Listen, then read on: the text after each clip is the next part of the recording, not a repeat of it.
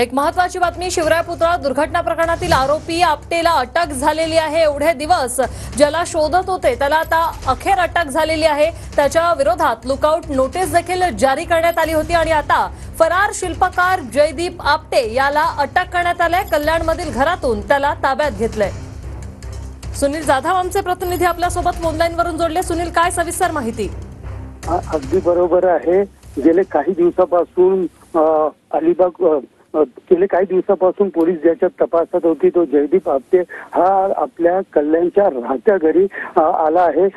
काही दिवसापूर्वी ज्या पद्धतीने बघितलं गेलं तर मालवणमध्ये छत्रपती शिवाजी महाराज यांचा पुतळा जो पडला होता आणि त्यानंतर त्या ठिकाणी मालवणमध्ये गुन्हा देखील दाखल झाला होता।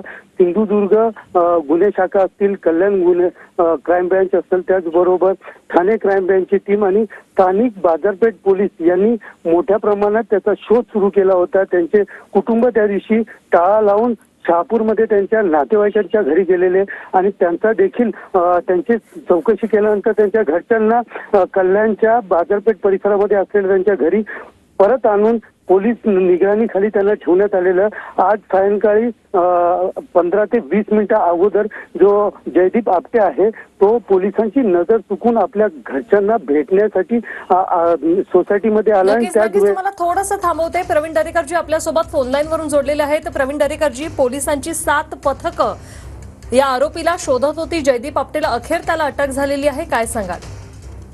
नाही, सरकारच्या बाजूनं त्या ठिकाणी सांगितलंच गेलं होतं की कुठल्याही परिस्थितीमध्ये कुठेही असेल तिथून त्याला त्या ठिकाणी आणलं जाईल, ताब्यात घेऊ आणि त्याच्यावर कठोर कारवाई करू।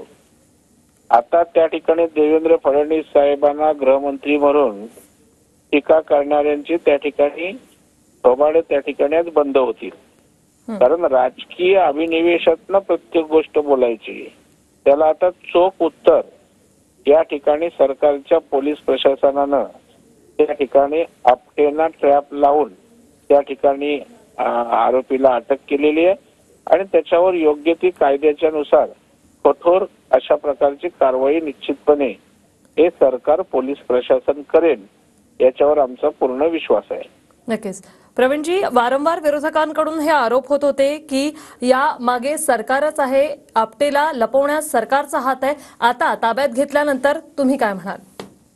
नाही, मग आता जर सरकारला लपवायचंच असतं किंवा पाठीशी घालायचं असतं तर आता सरकारने एवढा सापळा लावून 7-8 टीम करून त्या ठिकाणी ताब्यात घेतलं नसतं।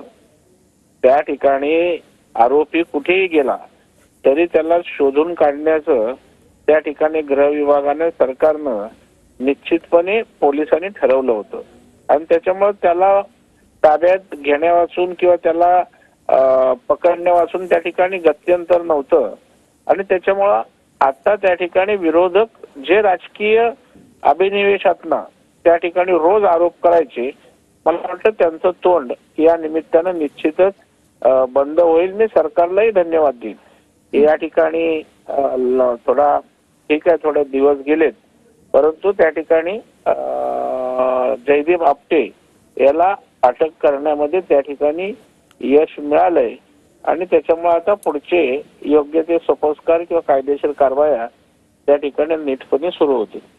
नक्कीच जयदीप आपटेला 7 पोलिसांची पथकं जी आहेत ती शोधत होती। 2 आठवडे त्याचा साधा मागमूसही लागला नव्हता, त्यामुळे कुठेतरी पोलिसांच्या कार्यक्षमतेवर यामुळे प्रश्नचिन्ह उपस्थित झालं होतं का?